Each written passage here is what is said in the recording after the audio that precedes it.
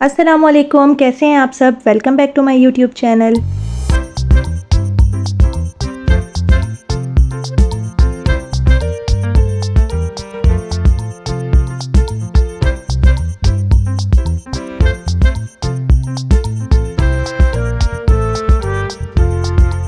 मुझे किसी के भी घर दावत में जाना हो या किसी भी इवेंट में जाना हो ना, तो मेरे लिए one of the most difficult task है यार, पहन कर क्या जाना है। और हर बंदी की तरह ना मेरे साथ भी यही मसला है कि अलमारी में ना कपड़े रखने की जगह नहीं होती, लेकिन कहीं जाना होता है ना तो ऐसा लगता है आपके पास पहनने को कुछ है ही नहीं।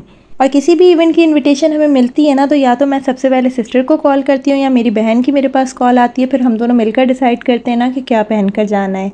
और हमें ना अपने चाचू के घर दावत में जाना था, माशाल्लाह से उन्होंने अपना घर बनाया है, तो उसके लिए हमें ड्रेस डिसाइड करना था। और सिस्टर ने ना ये ड्रेस हम दोनों के लिए डिसाइड किया, क्योंकि ये ड्रेस हम दोनों के पास है। ड्रेस तो डिसाइड हो गया था, मैं उसके साथ ज्वेलरी डिसाइड कर रही थी। और मेरी ना ज्वेलरी का बुरा हाल हुआ हुआ है, मतलब कि तमाम चीज़ें उल्टी पुल्टी हुई हुई हैं और इसको ना मुझे अभी ऑर्गेनाइज़ करना है।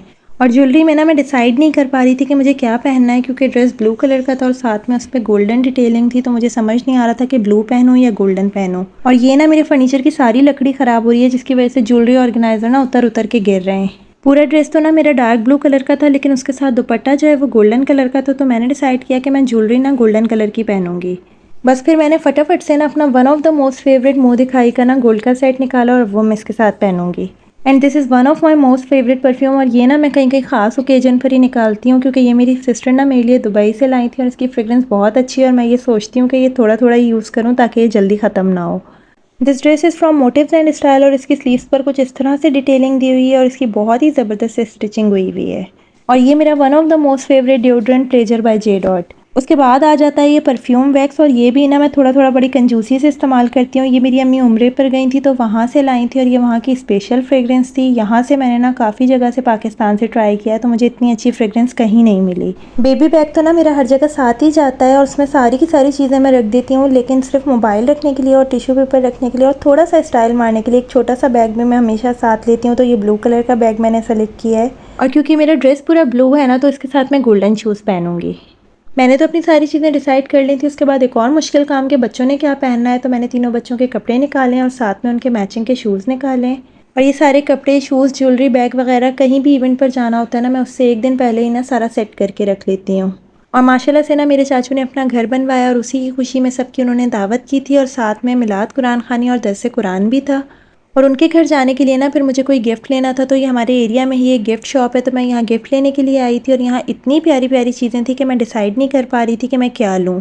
और यहाँ पर ना बहुत ही प्यारे प्यारे लैम्प्स थे और ये सारे ही मुझे पसंद आ रहे थे, लेकिन ये मैं नहीं ले सकती थी क्योंकि लैम्प्स ऑलरेडी अम्मी ले चुकी थी, इसलिए मुझे कुछ और ही लेना था। और यहाँ पर ना बहुत ही प्यारी प्यारी कैलीग्राफी पेंटिंग्स भी थी, और ये तो सारी ही बहुत प्यारी होती हैं और इनमें से डिसाइड करना बहुत ही मुश्किल हो जाता है कि कौन सी लें। उसके बाद से मैंने उसमें से ये वाली पसंद की। फिर शॉपकीपर ने मुझसे कहा ना कि इन गिफ्ट पेपर में से आप चूज़ कर लें कि किस में रैप करवाना है, और ये सारे ही इतने चमक पट्टी थे, मुझे समझ ही नहीं आ रहा था कि किस में पैक करवाऊँ।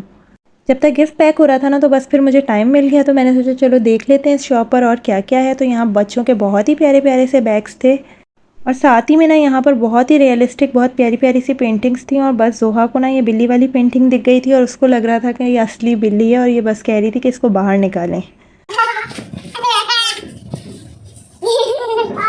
वैसे तो मैं बहुत बड़ी हो गई हूँ और 3 बच्चों की अम्मा भी बन गई हूँ, लेकिन अभी भी ना मुझे बच्चों वाली चीज़ें बहुत ही प्यारी लगती हैं। और यहाँ इतनी प्यारी प्यारी स्टेशनरी और बच्चों की इतनी अच्छी अच्छी चीज़ें थी, तो मेरा दिल कर रहा था ये सारी मैं अपने लिए ख़रीद लूँ।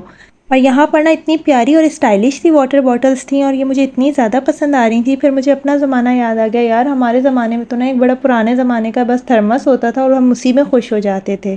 और इतनी प्यारी प्यारी चीज़ें देखकर ना मेरा दिल ही नहीं भर रहा था। इतनी देर में मुझे जाज़िब ने आवाज़ दी कि गिफ्ट पैक हो गया, चलो घर चलें।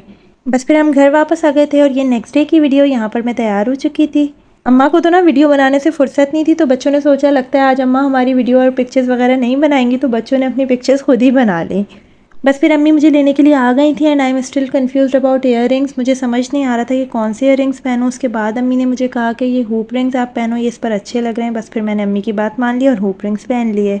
और माशाल्लाह माशाल्लाह यहाँ हम चाचू के घर पहुँच गए थे, और हमें लगा था कि हम सबसे ज़्यादा लेट हो गए, लेकिन जब हम गए तो पता चला कि सबसे पहले गेस्ट हम ही थे।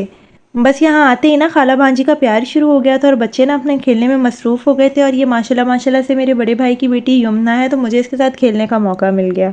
और यार जब आपके अपने बच्चे छोटे होते हैं ना तो वही गोद में चढ़े रहते हैं और आपको अपने बहन भाइयों के बच्चे लेने का मौका ही नहीं मिलता। और आज मुझे मौका मिला था तो मैं इसको प्यार करने लगी, तो बस फिर फ़ौरन से ये ज़ोहा मैडम ना जेलस होकर मेरे पास पहुँच गई।